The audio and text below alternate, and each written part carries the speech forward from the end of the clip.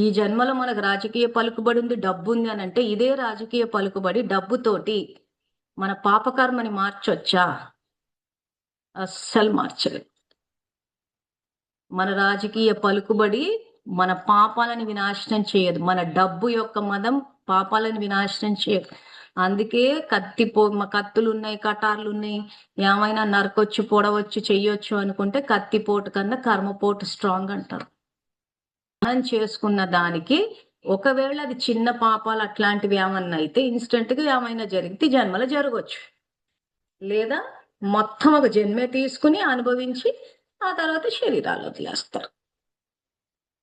అందుకే పాతకాలంలో పెద్దలు భగవంతుడు అంటే భయపడండి అనేవాళ్ళు. సో దయాసాగరుడైన కాదని కాదు. సో ఇప్పుడు కూడా తప్పులు చేసి ఆయన క్షమించమని అడిగి పూర్తిగా పరివర్తన చెందితే తీవ్రత తగ్గుతుంది. కానీ అంత రియలైజేషన్ ఎక్కడుంది? దేన్నైనా కొనొచ్చు, దేన్నైనా సాధించవచ్చు అని అనుకుంటున్నాం, కానీ భగవంతుని కొనలేము. భగవంతునికి లంచాలు ఇచ్చినట్టు ఇచ్చి పని చేసి పెట్టు అని చెప్పేసి దానికి నైవేద్యం అని పేరు పెట్టి, దక్షిణ అని పేరు పెట్టి, దానికి మనం ఎన్ని పేర్లు మార్చుకున్నా కానీ మనం ఇచ్చే డబ్బులకి ఆయన చట్టాన్ని తిరిగి రాయడు. మనం పెట్టే నైవేద్యాలకు కానీ మనం పెట్టే ఏదైనా ఇస్తున్నామని చెప్పి భగవంతునికి ఇస్తున్నాము అంటున్నాడు. తీసుకునే పరిస్థితులు ఆయన లేడు. అసలు అంటేనే ఐశ్వర్యవంతుడు, ఆయనే ఐశ్వర్యవంతుడు, ఆయనే మనకిచ్చే స్టేజ్ లో ఉన్నాడు. కానీ మనమే ఆయనకి ఇస్తున్నట్టు అనుకుంటున్నామంటే తమో ప్రధాన భక్తి అది.